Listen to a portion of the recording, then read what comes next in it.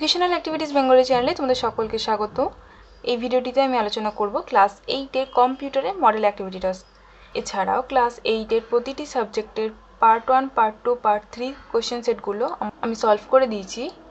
সেই ভিডিওগুলোর লিঙ্ক তোমরা ডেসক্রিপশনে পেয়ে যাবে, প্রয়োজন হলে দেখে নিতে পারো, অথবা চ্যানেলে প্লেলিস্টে গিয়ে সেখান থেকেও দেখে নিতে পারো। শুরু করছি আজকে কোয়েশ্চেন সেটটা। প্রথম প্রশ্ন, কাজের ও আকারের ভিত্তিতে কম্পিউটারের শ্রেণীবিভাগ ছকের মাধ্যমে আঁকো। এখানে কম্পিউটার শ্রেণীবিভাগ লিখেছি, দুদিকে ভাগ করেছি।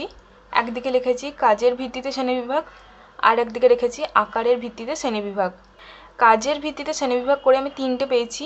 একটা হচ্ছে অ্যানালগ কম্পিউটার, নেক্সট হচ্ছে ডিজিটাল কম্পিউটার, 3 নম্বর হচ্ছে হাইব্রিড কম্পিউটার।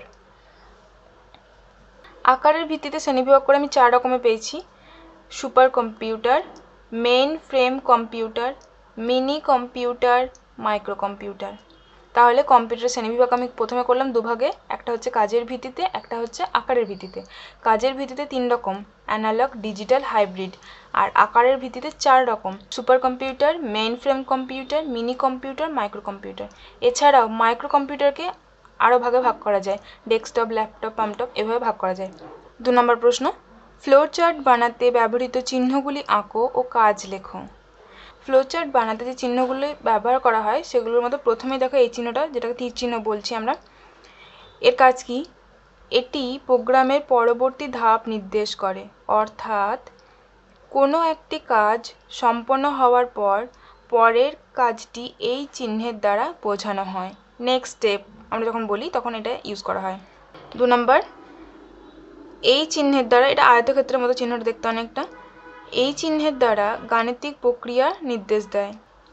3 নম্বর, এই চিহ্ন তথ্য পড়া মানে গ্রহণ ও প্রিন্ট মানে ছাপা ইত্যাদির জন্য ব্যবহার করা হয়।